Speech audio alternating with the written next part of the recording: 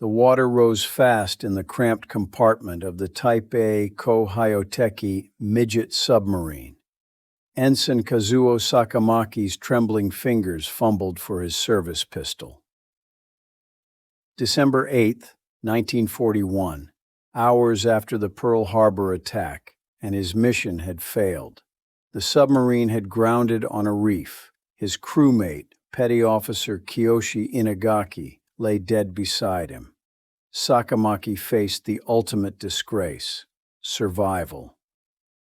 Death before capture, his instructors had repeated at Etajima Naval Academy. They'd issued him the wakizashi short sword and pistol to ensure he'd never fall into enemy hands alive. But the pistol wasn't in its holster, displaced by the rising seawater. When unconsciousness claimed him as the sea flooded through the damaged hull, his last thought was a prayer that the waters would grant him the mercy his incompetence had denied. He awoke on American soil, the first Japanese prisoner of war. "Prisoner number 1, the American processing clerk announced, stamping the designation onto his intake form. Not an officer of the Imperial Japanese Navy, just a number. The American seemed puzzled by his repeated request to die. The Marine Guard shrugged when Sakamaki asked to be shot. "Why would we do that? War just started. You'll be going home someday." Going home. The idea made his stomach churn. Military indoctrination had been absolute. The 1941 Japanese Army Field Service Code declared, "Do not suffer the shame of being captured alive." Through his cell window, Sakamaki observed American sailors going about their duties, their uniforms pressed, postures relaxed. None showed signs of the malnutrition already appearing among Japanese naval personnel, where rice rations had been cut to 790 grams daily. Prisoner number 1 watched in silent horror as his American guard casually tossed half a sandwich into a trash can, an act of waste punishable in the Emperor's military. The interrogation room at Pearl Harbor Naval Intelligence smelled of coffee and cigarettes. Sakamaki sat rigidly before an untouched tray containing more food than he'd seen in months. 2 eggs, 3 strips of bacon, toast with butter, coffee, orange juice, and a small bottle of fresh milk. In Japan, dairy products had virtually disappeared from civilian access by mid-1941. The Navy doctor with round spectacles made notes on his clipboard. "You really should eat. We've calculated your caloric deficiency at approximately 600 calories daily." Sakamaki kept his eyes forward, ignoring the food, whose aroma made his empty stomach twist with longing. "Interesting," the doctor continued. "Our intelligence estimates your naval rations at approximately 1,500 calories daily in combat conditions. We're offering you 2,000 calories in this meal alone." What the American couldn't understand was that accepting their food meant accepting defeat. Sakamaki had been trained to endure far worse than hunger. On the second day, the American simply placed food before him and left him alone. The smell of fresh bread became its own form of torture. By the third day, his resistance crumbled before a plate of scrambled eggs. His first surrender to hunger came with the simple, shameful act of lifting an American fork to his mouth. The explosion of flavor after months of rice and dried fish brought involuntary tears to his eyes. Lieutenant Commander Walter Jasper observed through one-way glass and noted, "Subject consumed entire meal in 4.2 minutes. Emotional response observed. Recommend continued use of food as psychological lever." While Japanese soldiers would see their daily rations drop to 1,500 calories as the war progressed, American POWs would receive between 2,000 and 2,850 calories daily. As the orange juice passed his lips, Sakamaki realized with crushing clarity he had been prepared to die for the emperor, but no one had prepared him for the temptation of living well in America. The Norfolk Naval Base dock stretched before him like a testament to American might.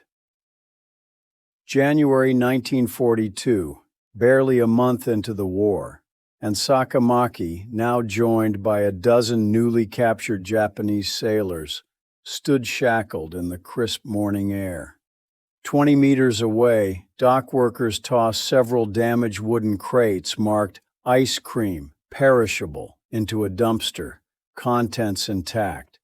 In Tokyo, even before the war, such dairy products had become luxury items. Here, they were garbage.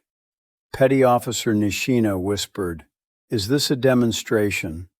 Are they showing us this deliberately?" "All aboard," called Master Sergeant Jim Bull Patterson, the Nebraska farm boy assigned to escort the Japanese POWs to Camp McCoy, Wisconsin. "You will be transported approximately 1,100 miles, the translator explained. "The journey will take 3 days. You will receive 3 meals daily in accordance with the Geneva Convention." In the dining car that evening, Sakamaki found himself seated at a table covered with white linen. A waiter placed before him a steak nearly 2 centimeters thick. American civilians at nearby tables ate similar meals, though in somewhat smaller portions due to voluntary rationing. "This is normal food?" Sakamaki asked Patterson. "This is Tuesday," Patterson replied with a shrug. For 3 days, the train carried them across an America that defied all Japanese intelligence. They passed endless farms with mechanized equipment that dwarfed anything in Japan. They glimpsed factories operating at full capacity. They saw cities with bright lights, untouched by bombing. The American railway system in 1942 handled 71% of all military freight while maintaining civilian service. Japanese railways, stretched to 140% of capacity, were already beginning to fail. 3,000 miles of abundance later, as the train approached Camp McCoy, Patterson noticed something unexpected. Behind their stoic expressions, the Japanese prisoners looked afraid, not of mistreatment, but of what this endless American plenty meant for their homeland's chances of victory. The gates of Camp McCoy swung open on a February morning so cold the air crystallized with each breath. Built to house 100,000 American troops, the 1,800-acre facility had been partially converted to accommodate Axis POWs, 3,500 Germans, and now the first contingent of Japanese prisoners. Sakamaki caught the distinct aroma of fresh bread wafting from the mess halls. Inside the processing center, American efficiency took over. Each prisoner received a medical examination more thorough than anything the imperial military had provided. The camp doctor, noting Sakamaki's weight at 52 kilograms, approximately 7 kilograms below standard, made a notation: "Extra milk ration for this one." Each prisoner received identical clothing and supplies, 2 sets of blue denim work clothes with PW stenciled on the back, underwear, socks, boots, toiletries, and a razor. "These are yours to keep," the supply sergeant said. "If they wear out, you'll be issued replacements." By early 1942, Japanese civilians were already using braided grass for shoe soles due to shortages. Here, boots were replaced if they merely showed wear. Colonel Robert Bruce McCoy III observed the processing from his office window. The grandson of the camp's namesake, McCoy had initially argued against bringing Japanese prisoners to American soil. Now he recognized their potential value in understanding the psychological impact of American abundance. At 1800 hours, the prisoners entered the mess hall. The serving line displayed food in quantities that seemed hallucinatory to men accustomed to careful rationing. That night's menu included roast beef with gravy, 85 grams, mashed potatoes, 170 grams, green beans, white bread with butter, apple pie, and coffee or milk. This single meal contained more protein than most Japanese soldiers received in a week. Its caloric value, approximately 1,500 calories, represented nearly the entire daily intake of a frontline Japanese combatant. Through the windows, Sakamaki witnessed German POWs playing soccer, smoking cigarettes, and drinking beer purchased with wages from voluntary work. That night, lying on a mattress softer than any bed he'd had in imperial service, Sakamaki wondered which would break first under American abundance, his loyalty or his sanity. March 1942. Japanese POWs stood in formation at the camp store, each clutching their first payment of 80 cents for a day's labor. To men from a nation where wartime currency restrictions had already begun to pinch, this represented more disposable income than many had held in months. The camp store's shelves displayed an impossible array of goods: cigarettes at 5 cents per pack, Coca-Cola bottles at 5 cents each, ice cream cones at 10 cents, candy bars, playing cards, toiletries, and writing materials, all available without ration stamps, all priced within easy reach of their daily wages. "Remember," the senior Japanese officer hissed in their native tongue, "purchasing American luxuries constitutes collaboration with the enemy. We will maintain our dignity." Yet within weeks, a black market emerged among the Japanese prisoners. Those who worked would secretly trade cigarettes to those who maintained resistance. The German POWs, already familiar with the system, served as willing middlemen, taking a small percentage of each transaction. Sakamaki stood before the ice cream counter, weighing patriotism against temptation. In Tokyo, sugar had been restricted to 100 grams monthly per person by late 1941. Here, a single ice cream cone contained nearly that amount. His military training included resistance to torture, but offered no guidance on resisting pleasure. "Chocolate or vanilla?" asked the American PX clerk. "Chocolate," Sakamaki replied, his first voluntary English word since capture. The cold sweetness triggered memories of childhood visits to Western-style cafes in pre-war Tokyo, rare treats even then. Now this luxury was available daily, while his countrymen faced increasing privation. Patterson, observing from the doorway, noticed the Japanese prisoners' reactions to abundance followed a pattern: initial resistance, secret indulgence, then rationalization. The same pattern intelligence officers reported in interrogations. When the most senior Japanese officer caught Sakamaki smiling as he licked his ice cream cone, the look of disapproval was clear. But so was the barely hidden envy as the officer watched the frozen treat slowly melt in the spring Wisconsin sun. April 1942. In the recreation yard, German Afrika Korps POWs kicked a soccer ball across the muddy field, their tanned faces and relaxed demeanor contrasting sharply with the rigid posture of the Japanese prisoners who watched from a distance. "You're missing the best part of being captured," called out Oberfeldwebel Hans Weber in broken English, gesturing to the Japanese group. "Come, play. Americans, let us be human again." The cultural divide between Axis partners became immediately apparent in captivity. The Germans, mainly from Rommel's Afrika Korps, had surrendered when tactically necessary, viewing captivity as merely removing them from combat, not as a disgrace.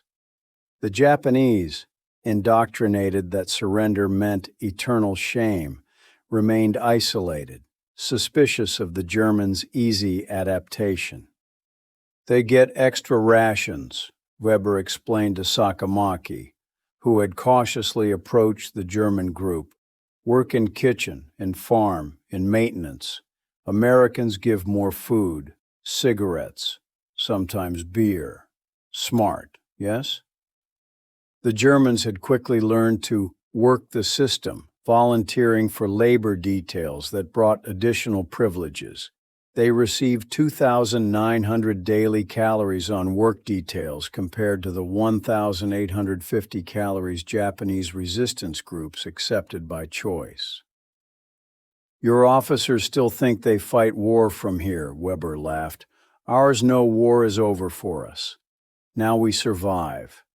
This pragmatism created the first major ideological fracture among Japanese prisoners of war.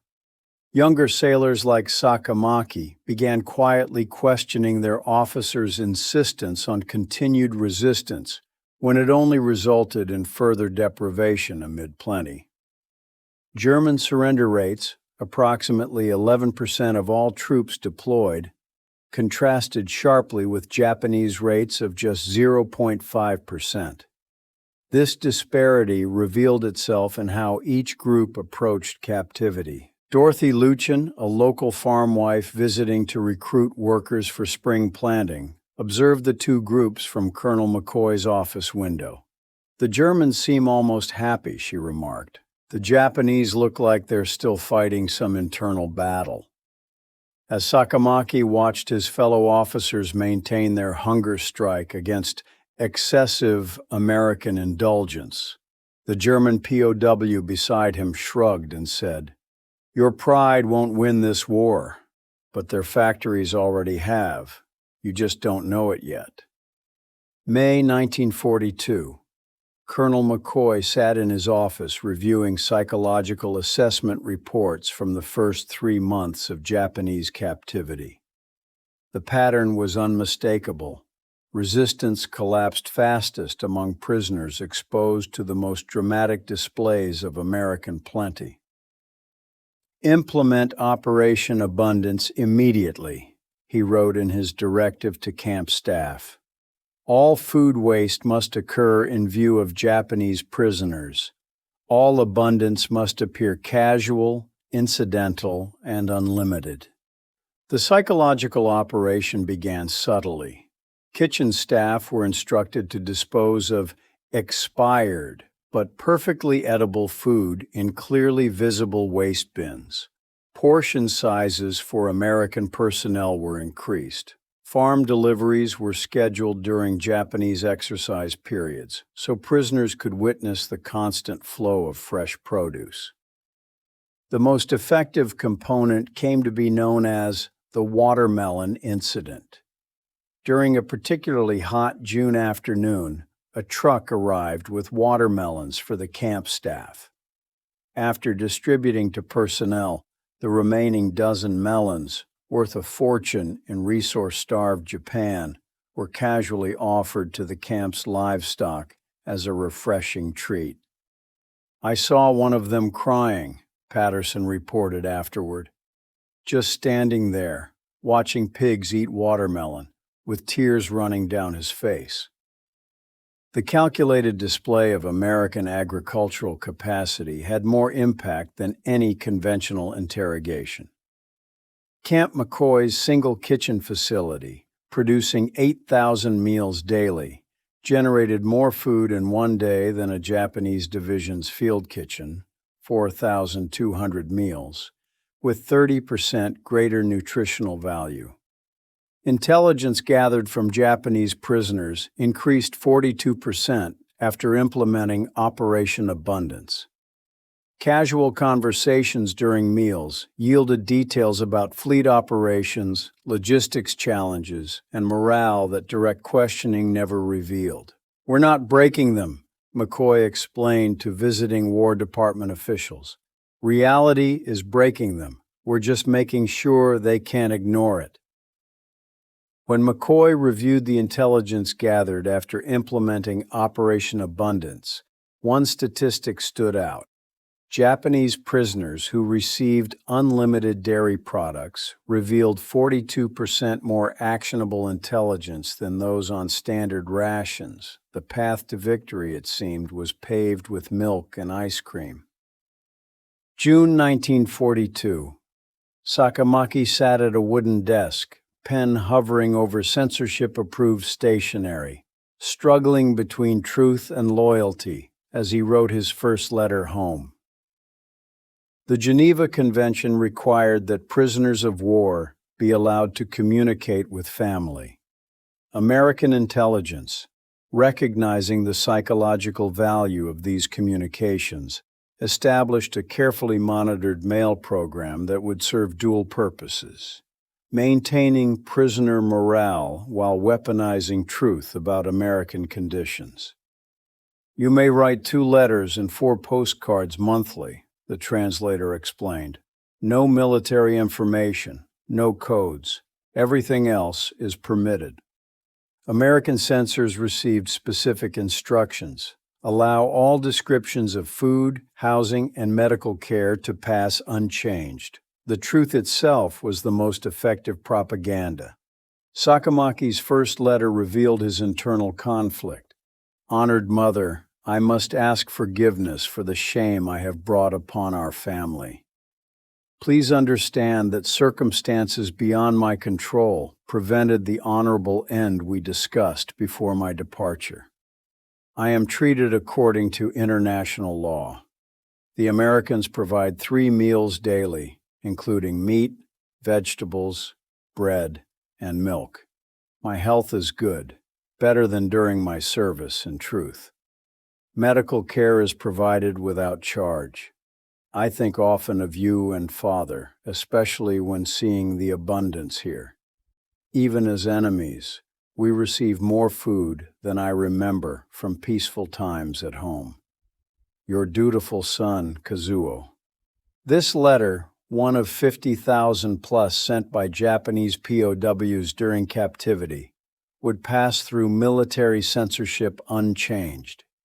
Its impact on home front morale proved more damaging than any bombing raid.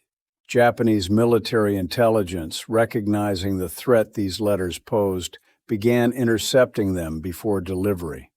But enough reached their destinations to create troubling whispers about conditions in America versus the increasingly desperate situation in Japan. What Sakamaki couldn't know, as he sealed his letter, describing in careful detail the daily bread, meat, and milk he received, was that his simple truth would strike deeper at Japan's will to fight than any bomber formation over Tokyo. August 1942, dawn inspection of Japanese POW barracks revealed the unthinkable. Half-eaten American candy bars hidden in footlockers, against direct orders from Japanese senior officers. The contraband discovery triggered a crisis in the rigid Japanese military hierarchy. "This is treachery," Lieutenant Commander Hideo Kato declared, the highest-ranking Japanese officer at Camp McCoy. "We will maintain discipline according to Imperial Navy standards." But standards designed for warships proved impossible to maintain when surrounded by American abundance. The divide between Japanese naval and Army prisoners grew increasingly bitter. Naval officers, predominantly from educated urban backgrounds, maintained stricter resistance. Army personnel, many from rural poverty, surrendered more readily to available comforts. The breaking point came when Lieutenant Fumio Tanaka discovered his entire platoon secretly working kitchen duty in exchange for extra rations. The young officer, unable to bear the shame of his failed leadership, hanged himself that night with strips torn from his bedsheet. His suicide note read simply, "I can no longer command men whose hunger exceeds their honor." Colonel McCoy documented the incident clinically. Discipline collapse accelerating among Japanese prisoners. Weight gain averaging 12 pounds per prisoner after 3 months in custody. Vitamin deficiency symptoms present in 72% of Japanese soldiers in Pacific Theater compared to 3% of Japanese POWs here.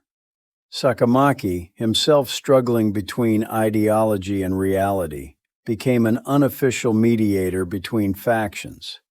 His status as prisoner number 1 granted him unique authority, while his gradual acceptance of circumstances made him accessible to younger prisoners abandoning resistance.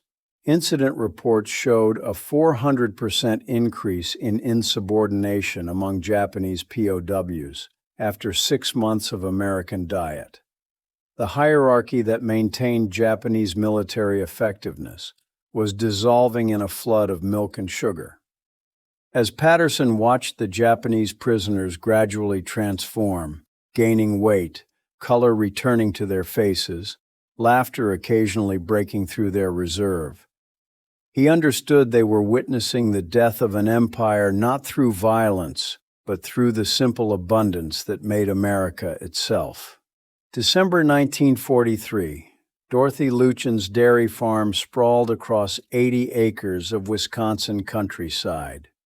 The Japanese POW work detail stood in amazed silence as technicians installed a brand new mechanical milking system, the 4th farm in the county to receive the technology despite wartime restrictions.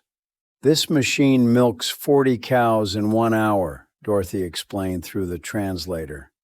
Before the war, it would have taken 5 workers half a day. Sakamaki, now serving as lead translator for work details, watched his countrymen's faces as they calculated the implications. One machine, on one farm, producing more milk than entire Japanese villages. "How many of these machines exist?" Petty Officer Nishina asked. "WWII produced over 5,000 units last year alone," Dorothy replied, "and they're just one company." The POWs exchanged glances. This single American county produced more milk daily than many Japanese prefectures. U.S. milk production had reached 11 billion gallons in 1943, exceeding Japan, Germany, and Italy combined. The moment that broke many remaining Japanese resistors came when Dorothy's teenage son accidentally knocked over a 10-gallon milk can. As white liquid poured across the barn floor, Dorothy simply shrugged. "Don't worry about it. We'll make more tomorrow." Private Ichiro Matsuda, who had maintained rigid discipline for 18 months, suddenly sank to his knees weeping. Later, he explained to Sakamaki, "My younger sister died in 1940 because we couldn't find milk for her infant, and they spill it on the ground." The U.S. Navy's floating ice cream factories, producing 10 gallons every 7 minutes, symbolized this disparity. While Japanese soldiers scavenged for root vegetables, American sailors complained when ice cream supplies temporarily dwindled. When Dorothy's farmhand casually mentioned that America was producing more ice cream for its military than Japan was producing ammunition, the Japanese prisoners laughed, thinking it a joke, until her son returned on leave from Pacific duty and confirmed the impossible truth. August 1945. Emperor Hirohito's inner circle gathered in a Tokyo bunker as air raid sirens wailed overhead. On the table before them lay 2 documents, reports of American industrial capacity and intercepted letters from Japanese POWs describing food abundance. "These cannot both be true," insisted Army Minister Korichika Anami, pointing to the POW letters. This is American propaganda.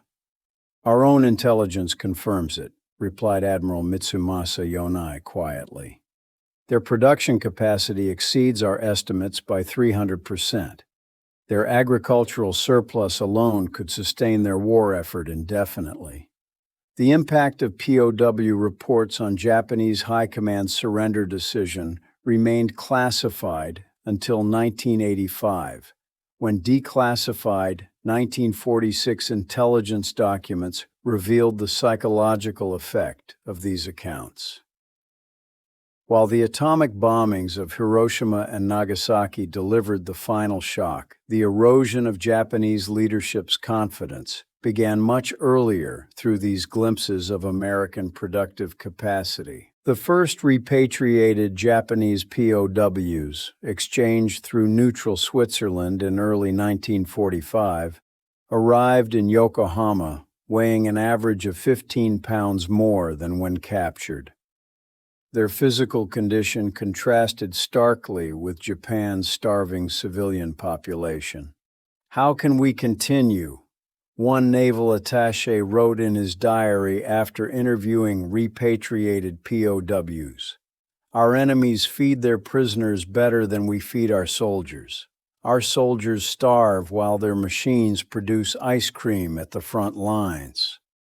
Japan's civilian rations had fallen to 1,793 calories daily by 1945, while Japanese POWs in America received 2,000 to 2,850 calories. This disparity represented more than nutrition. It symbolized the fundamental productive gap that made Japanese victory impossible. As Emperor Hirohito recorded his surrender message, one phrase was removed from the final broadcast: "We cannot compete with a nation that feeds its prisoners better than we can feed our soldiers." 1952.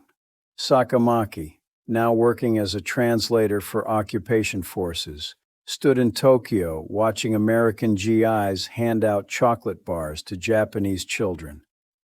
7 years after surrender, he still remembered his first taste of American abundance, the shocking sweetness that had begun his re-education.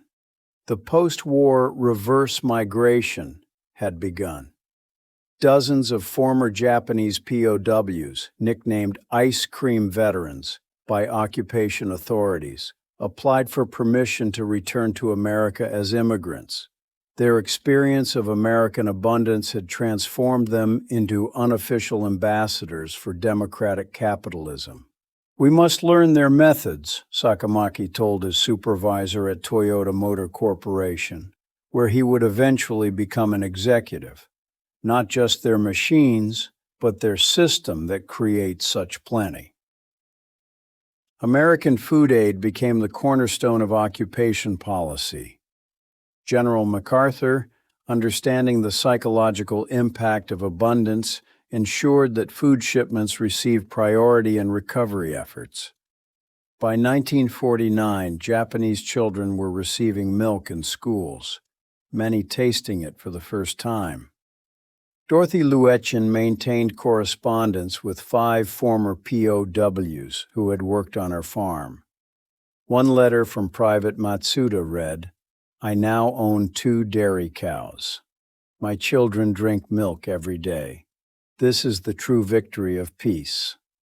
The economic miracle that transformed Japan into an industrial powerhouse drew direct inspiration from lessons learned in American POW camps.